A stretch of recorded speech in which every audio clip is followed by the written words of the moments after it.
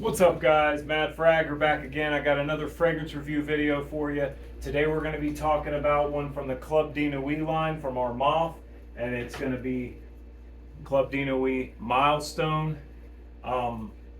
This is nothing new. This one's been out for a while, along with a lot of other great Club de Nuit fragrances from Armaf.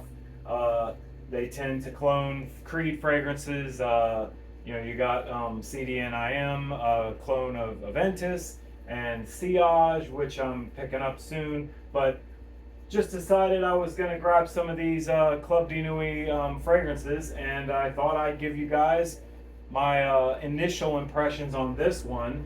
I haven't given this a full wear yet. I just picked it up. I haven't given it a full wear, although I have kind of given it a test on my skin and I have smelled it. The box is pretty nice, gold and white with a little rhinestone on there, nice little touch, but it's just a box.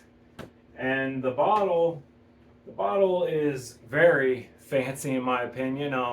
All gold, kind of like there's kind of like a coppery kind of tone to it in my opinion. Like it's got just I just like the hue of this gold on the bottle, and there's like a little window on there where you can see the juice level.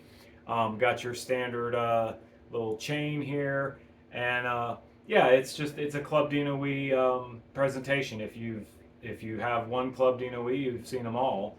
So the scent in here though is what is gonna be different. Same bottle, much different fragrance here than anything that I have in my collection, honestly. I recently had picked up and reviewed a Bulgari fragrance, Bulgari Aquamarine, and I did like the smell of it. It was very weak on the performance and just wasn't a real good projector, and I decided to not stay with it in the collection.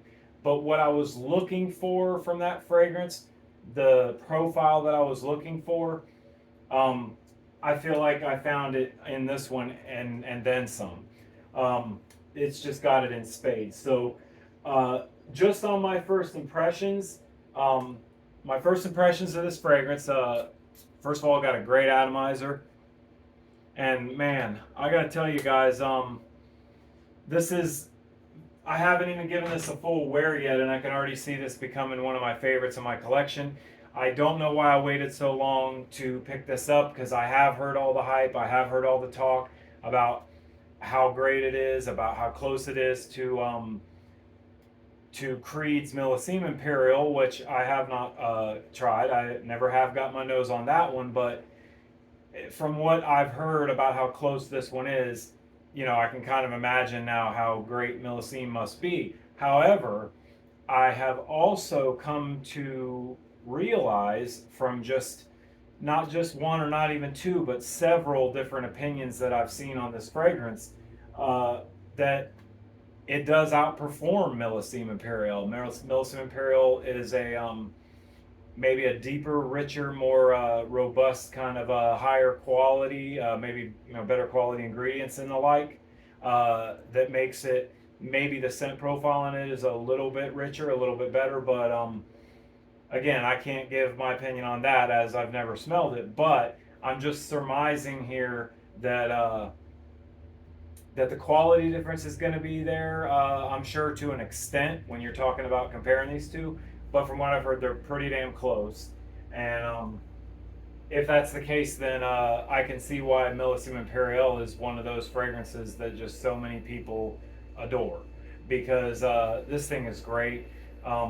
Just off first impressions, I can tell you it's definitely going to be pretty versatile, even though I could see it being very, very good and much suited for warmer weather. I could see this is rather versatile. Probably every season but dead of winter, I would say. And like, I grew up in Florida. I'm from a beach town, Melbourne, Florida, and I've also lived in a condo in Miami, lived in a few different places in Florida, lived on the beach. I know what that crisp, salty beach air smells like, and I love it. I mean, several times I've stepped out on my balcony, and in the morning, and that crisp salt air hits you, and it's just unbelievable.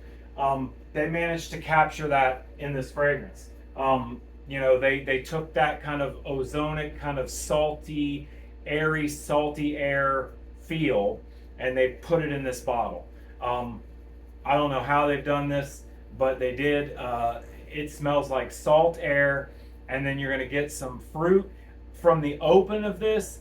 It's not quite as apparent that the melon you're smelling is watermelon, in my opinion, right off the rip.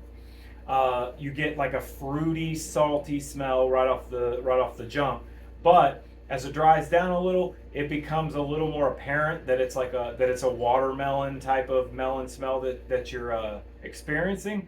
It does get a little more watermelony as it dries down a little. But yeah, I mean, I did a test spray of this on my arm here a couple days ago when I got this. Did a test spray on my arm, and I swear to you guys, not only was the smell still there the next day, maybe I'd say like maybe 12 hours later, it was still there. But I mean, at maybe the 8 hour mark, and this is just off a test spray on the inner elbow. At the 8 hour mark, I was still smelling the fragrance wafting up to me, from the test spray on my arm. So again, I haven't given it a full wear yet, but I'm just saying, like, just from the test spray, it seems like it's going to perform great and project well, and it does have a nice punchy feel to it. Like it's going to be a good performer, Like sometimes when you spray a fragrance, sometimes you can kind of get an idea that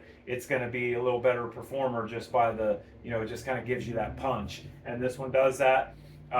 Yeah, man, they've taken that salt air and put it in a bottle and added some watermelon.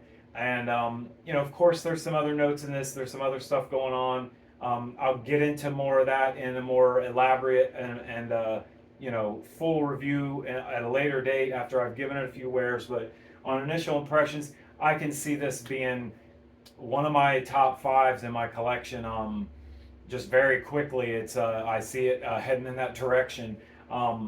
Because yeah, I mean, I'm really in love with this thing. Kind of like when I first tried Instant Crush, when I first tried Emir Celestial, which is a clone of Ganymede.